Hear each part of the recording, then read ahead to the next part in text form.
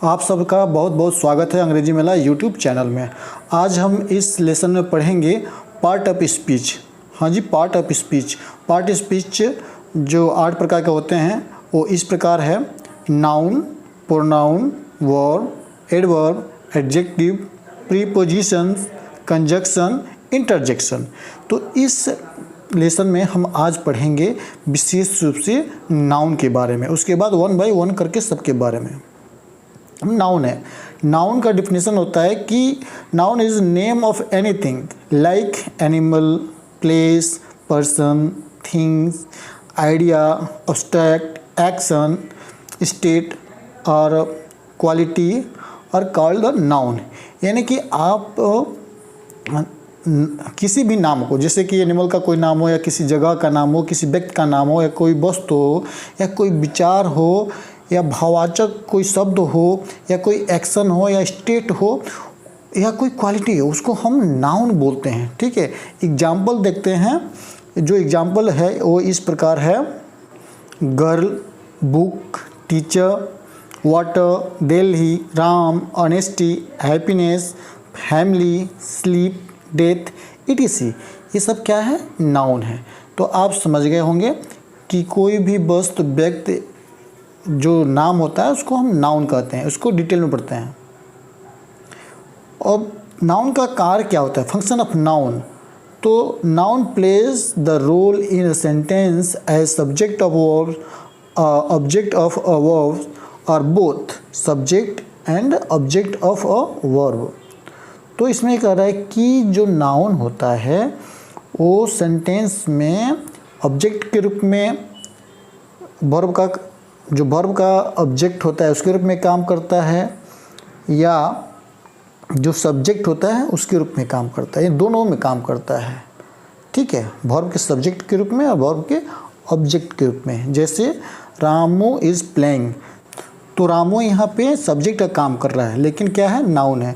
उसी तरह Ramu is playing football, तो यहाँ रामू सब्जेक्ट है और फुटबॉल ऑब्जेक्ट है। तो यह सब्जेक्ट का भी काम कर रहा है नाउन और ऑब्जेक्ट का भी काम कर रहा है।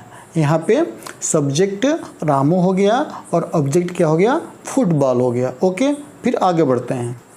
अब देखते हैं क्लासिफिकेशन ऑफ नाउन, यानी नाउन कितने प्रकार के होते हैं। तो noun can be classified into 5 categories.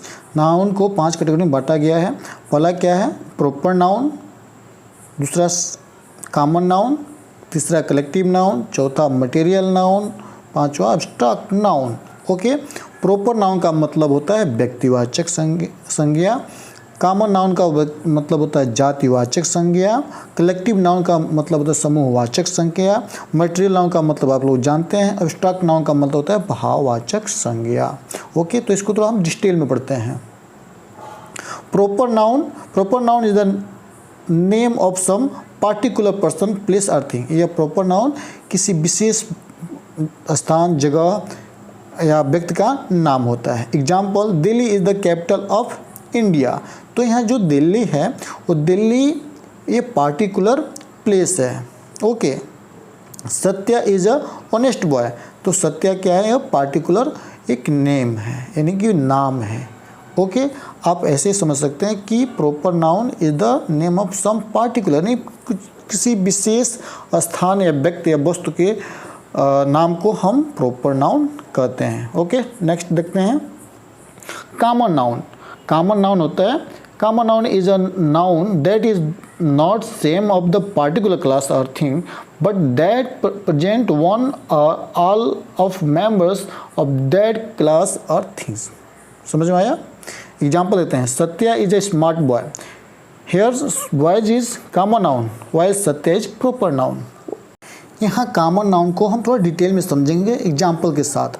अब ये बोला कि पार्टिकुलर पीपल, तो पार्टिकुलर पीपल में बॉय, यानी कि बॉय में बहुत सारे होते हैं, राम, श्याम, राधे, राजू, बहुत सारे नाम है। बॉय गर्ल, तो गर्ल में क्या है? राधिका, मोहिनी, सोनी, सोनालिका, सब क्या है? नाम है। मदर में बहुत सबकी माँ होती हैं, वो माँ जात का संबोधन कर रहा है। फादर एक पिताजी हैं, पिताजी सबके पिताजी होंगे।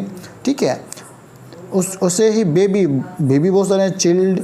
चाइल्ड, टीचर, और टीचर में बहुत सारे नाम होंगे, स्टूडेंट, मैन, बहुत सारे मैन का नाम होगा, वोमेन। ओके, तो ये क्या है, ये जो शब्द हैं वह एक जाति को बोध कर रहा है, यानी बॉय है तो पूरे बॉय जात को, गर्ल है तो गर्ल जात को, माता है तो माता जात को। ओके, थिंग्स में देखिए, थिंग्स में बुक हो गया, तो बुक तो बहुत सारे हैं, अंग्रेजी के, मैथ के, फिजिक्स के, केमिस्ट्री के, बायोलॉजी के। टेबल हो गया, बहुत प्रकार का टेबल है। कंप्यूटर हो गया, पेन, पेंसिल। अब एनिमल है तो उसी प्रकार एनिमल में बर्ड्स हो गए, बर्ड्स जात का, डॉग हो गया, कैट हो गया, काऊ हो गया, ऐसे ही। और प्लेस में देखिए, प्लेस देखते हैं तो सिटी यानी कि बहुत सारा, लखनऊ, दिल्ली, मुंबई। कंट्री में देखते हैं तो कंट्री बहुत सारे कंट्री हैं, इंडिया हो गया, पाकिस्तान हो गया, नेपाल हो गया, चीन हो गया। स्टेट, उत्तर प्रदेश, हिमाचल प्रदेश। कैपिटल, बहुत सारे कैपिटल हैं, beach, forest. Okay, collective noun, collective noun तो आपको मालूम ही होगा।